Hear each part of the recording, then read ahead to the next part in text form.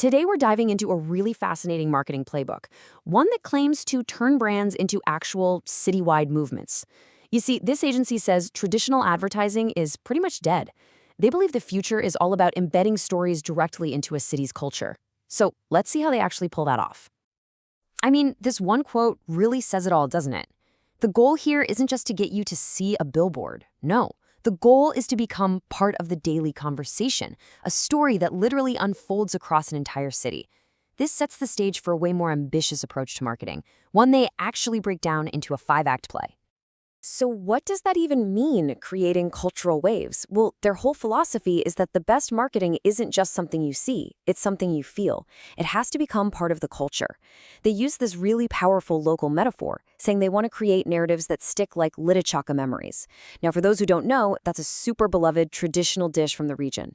It's a memory that's deeply personal, authentic, and something people share. That's the level of connection they're shooting for.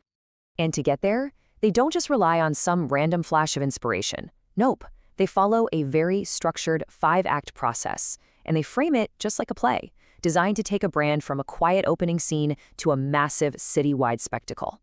So let's pull back the curtain on each act. So here it is, their 5-act playbook. It all kicks off with the spark, that first big idea.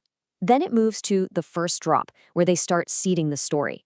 After that comes the takeover, where the brand becomes absolutely unavoidable. Next up, the crowd joins in, turning people from just observers into actual fans. And to wrap it all up, the proof, where the data has to justify all the drama. All right, Act 1, the spark. This is the creative engine room. But this isn't just about brainstorming around a whiteboard. It's about deep, deep audience research. The whole goal is to find that one single, powerful one-line story, a hook so compelling that it gets people talking, debating, and genuinely curious before a single ad is ever even placed. Okay, next up is the first drop. That initial spark now gets carefully planted into the cultural soil. And this is not a massive loud launch. You gotta think of it more like a whisper campaign. Maybe a strategic news leak, a meme that just suddenly appears in college WhatsApp groups, or even mysterious street posters that make people stop and ask, "Hey, what is this?" Now we get to Act 3, the takeover. And this is where that initial whisper gets amplified into a full-on roar. Subtlety? Yeah, that's out the window now. The goal is total saturation.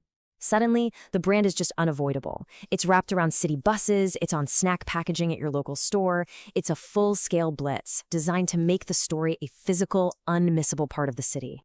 So once the brand is literally everywhere, the strategy pivots. In Act 4, the goal isn't just visibility anymore, it's participation. This is where they turn to you, the audience, and invite you into the story. Think digital contests, interactive QR codes you can scan on the street, and public events, all designed to build a real, tangible community around the brand. And finally, we have Act 5, the proof. This is where all that creative magic has to answer to cold, hard math.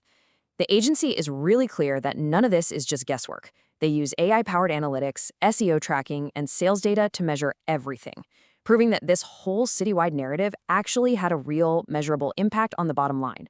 They bring the receipts.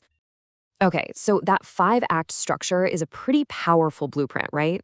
But what tools and what teams actually bring it to life? Let's take a look under the hood at the integrated engine that really powers this entire process. And just look at this table. You can really see how comprehensive their whole approach is. Notice how it's organized. It starts right at the top with the big picture stuff, brand and storytelling. Then you've got the digital marketing arm, handling all the usual suspects like SEO and social media. But here's where it gets really interesting, that offline and combined category. This is where their local expertise in Bihar shines, with things like auto branding. They've even got dedicated services for the crazy high-stakes world of political campaigns. And they use AI-powered analytics to track ROI on everything. It's a system where every single piece is designed to support the others. Now, this integrated toolbox isn't just some random list of services. It's all grounded in a deep, almost obsessive understanding of a very specific market. They call their playground the city of Patna and India state of Bihar. I love this quote. It's the perfect summary of their entire ethos. First, think like journalists. That's about finding the real story, the one that's going to resonate with people. Then, build like a studio, meaning you produce creative work that's polished and totally professional. And, crucially, deploy like activists. You take that story to the streets with real passion and conviction to make damn sure it gets heard.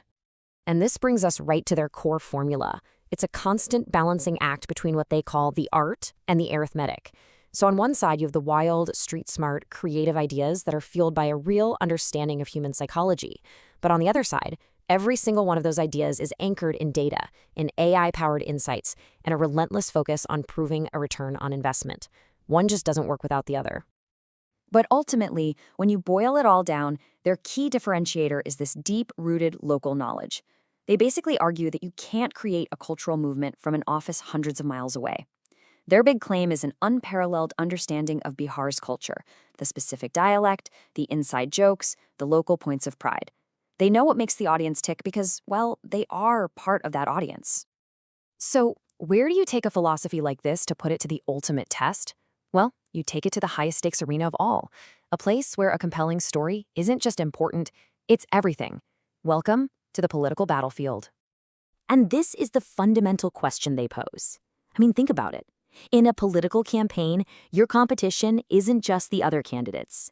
It's apathy, it's distraction, it's a constant flood of noise. So being good just isn't good enough. You have to be truly unforgettable. Wow, this quote just nails the reality of modern politics, doesn't it? If you don't have the public's attention, you basically cease to exist. In this world, visibility isn't just a marketing goal, it is the actual oxygen that keeps a campaign alive. So their solution is to apply the exact same movement-building principles we've been looking at.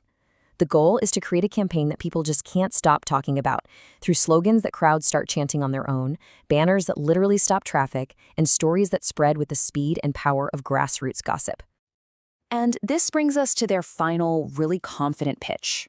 They see politics not just as policy, but as pure theater. And in that theater, they position themselves as the scriptwriters, the narrative architects, hired to design and orchestrate a candidate's path to victory. And that brings us to our final thought. After looking at this whole model, the question it leaves us with is a really powerful one.